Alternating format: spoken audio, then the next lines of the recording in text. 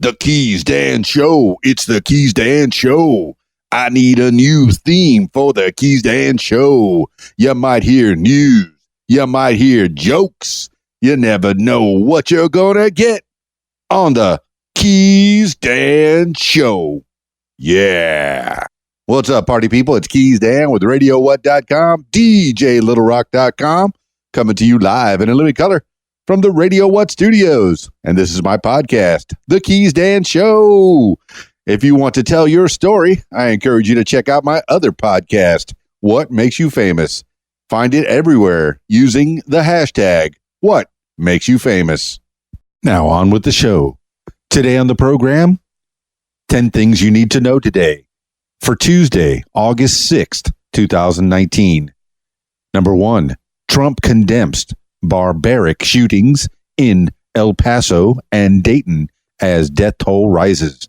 President Trump on Monday vowed to, quote, act with urgent resolve, end quote, after this weekend's mass shootings in El Paso, Texas and Dayton, Ohio, but said, quote, mental illness and hatred pulls the trigger, not the gun, end quote.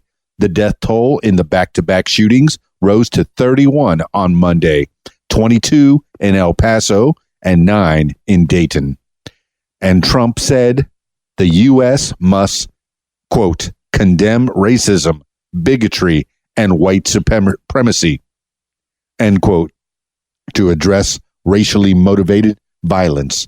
Earlier, Trump tweeted that the Republicans and Democrats, quote, must come together to get strong background checks, end quote.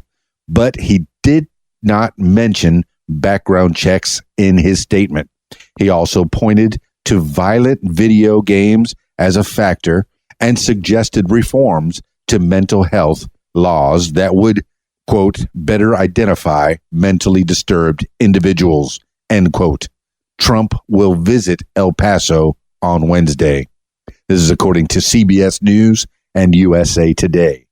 Number 2, Treasury Department designates China a currency manipulator. The trade war between the United States and China escalated Monday when the U.S. Treasury Department designated China a currency manipulator after Beijing allowed its currency to slide to its lowest level in a decade. It's been 25 years since the United States last designated China a currency manipulator. The People's Bank of China, the country's central bank, said that the yen dropped due to President Trump's, quote, unilateralism and trade protectionism measures and the imposition of increased tariffs on China, end quote. Monday was rough for America's 3 top stock indexes, with the Dow Jones Industrial Average, NASDAQ Composite, and the S&P 500 all seeing their biggest percentage drops of 2019 due to tensions between U.S. and China. This is according to the New York Times and Axios. Number 3, markets see worst drop of 2019 as trade war heats up. The Dow Jones Industrial Average, NASDAQ Composite, and S&P 500 all saw their biggest percentage drops of 2019 on Monday, following a string of declines that started Thursday. The drops all came after President Trump announced new tariffs on China and after China responded by devaluing its currency Monday morning to its weakest level in a decade.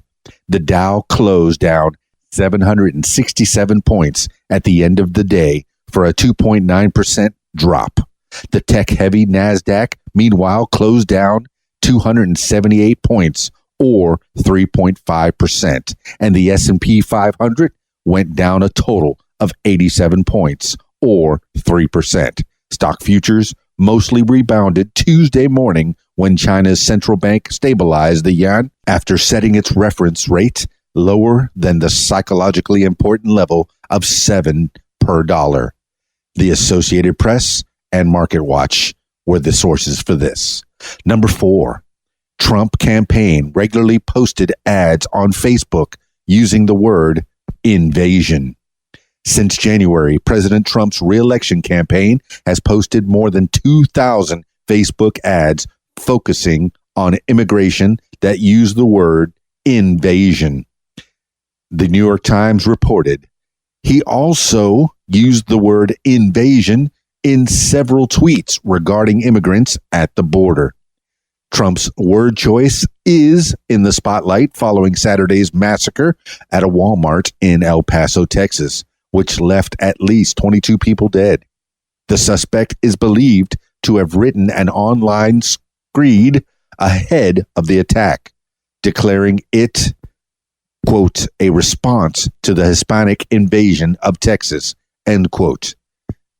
Data from Bully Pulpit Interactive, a Democratic communications firm tracking 2020 presidential candidates' digital advertising, shows that since late March, Trump has spent an estimated $1.25 million on Facebook ads about immigration.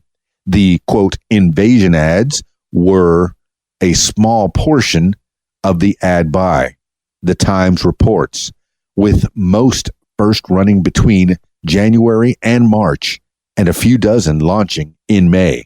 This is according to the New York Times.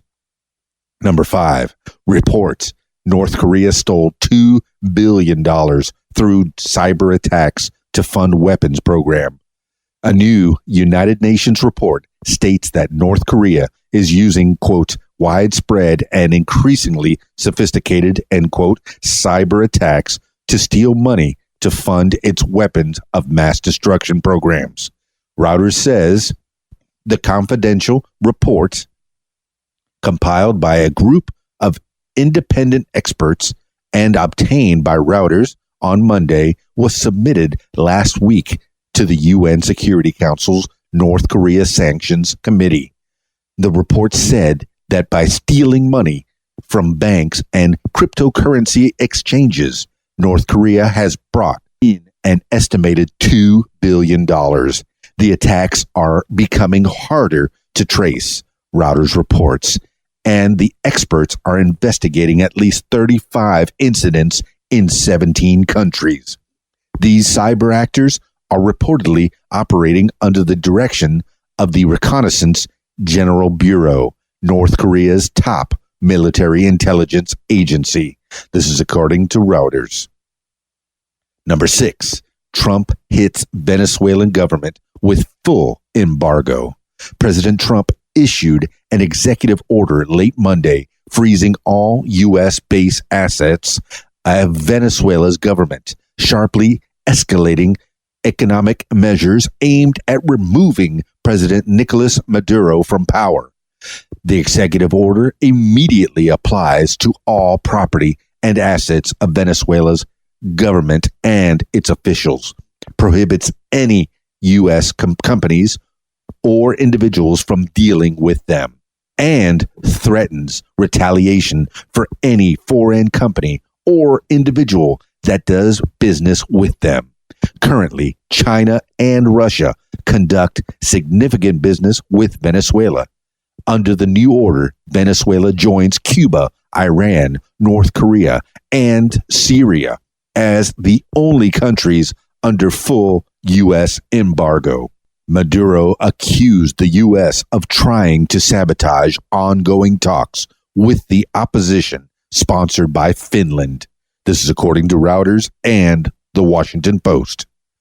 Number 7, Puerto Rico's Supreme Court to consider lawsuit seeking to remove new governor. Puerto Rico's newly sworn-in governor, Pedro Pierluisi, is facing a lawsuit to remove him from office after Ricardo Rosello on Friday stepped down as governor. Pierluisi, who Rosello had picked as Secretary of State earlier that week, was sworn in. But this immediately sparked legal questions about who needed to approve his confirmation. On Monday, Puerto Rico's Senate filed a lawsuit seeking to remove Pierluisi to be heard by Puerto Rico's Supreme Court. In a statement, Pierluisi said he would respect the result of the Senate's vote on his Secretary of State position after previously saying he would resign were the vote not successful. The next in line would be Justice Secretary Wanda Vasquez, who previously said she has, quote, no interest in occupying the position of governor, end quote. This is according to CBS News. Number 8, mail bomber Cesar Sayoc sentenced to 20 years. Cesar Sayoc was sentenced to 20 years in prison on Monday in a Manhattan federal court after mailing pipe bombs to people and entities perceived to be critics of President Trump.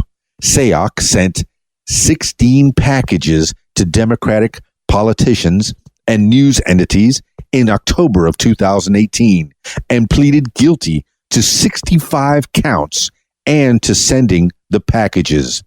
His lawyers had argued for a 10-year sentence due to an apparent untreated mental illness. Sayoc listed the people he'd mailed packages to, including former President Barack Obama, billionaire donor George Soros, and former Secretary of State Hillary Clinton. The devices inside the packages were crude pipe bombs that probably would not have ignited. Government prosecutors argued that the device's actual danger wasn't the point. This according to the New York Times. Number 9, newspaper companies Gatehouse Media and Gannett to merge in a $1.4 billion deal. Gannett, publisher of USA Today and one of the largest newspaper companies in the U.S., is being acquired by Gatehouse Media in a deal worth roughly $1.4 billion. The merger will create the largest U.S. newspaper company with print circulation of 8.7 million.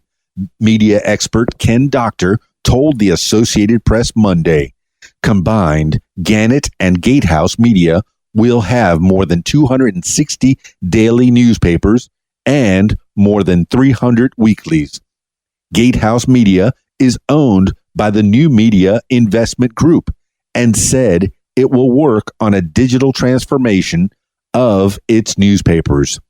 The new company will operate under the Gannett name, and its headquarters will remain in McLean, Virginia. This is according to the Associated Press. Number 10, R. Kelly charged with prostitution and solicitation in Minnesota. Authorities in Minnesota on Monday charged the R&B singer R. Kelly with 2 prostitution and solicitation charges. The Associated Press reports. This came in connection with a 2001 incident in which Kelly allegedly paid an underage girl he met in a concert $200 to come back to his hotel room and take off her clothes. Kelly was charged in February with 10 counts of aggravated criminal sexual abuse, and in July was arrested on federal charges over his alleged abuse of underage girls. Kelly, who was recently denied bail in New York, has rejected the allegations, and his attorney on Monday called the new Minnesota charges, quote, beyond absurd, end quote. Hennepin County Attorney Michael Freeman on Monday said, quote, we're going to make sure that justice is done in Minnesota, end quote. This is according to USA Today and the Associated Press. That's 10 things you need to know for today, Tuesday, August 6th, 2019. This is KeysDAN, RadioWhat.com, DJLittleRock.com. Peace. I'm out of here. Radio What, the music you want. Hey guys, this is Shelly G with a fast fact. In 1958, the U.S. sent 2 mice called Laska and Benji into space. Do you have a fast fact? Share it with us at Interactive Radio, RadioWhat.com. Be on Radio What. Call 501-470-6386. Say your name, where you're from, and you're listening to What? The music you want is on RadioWhat.com.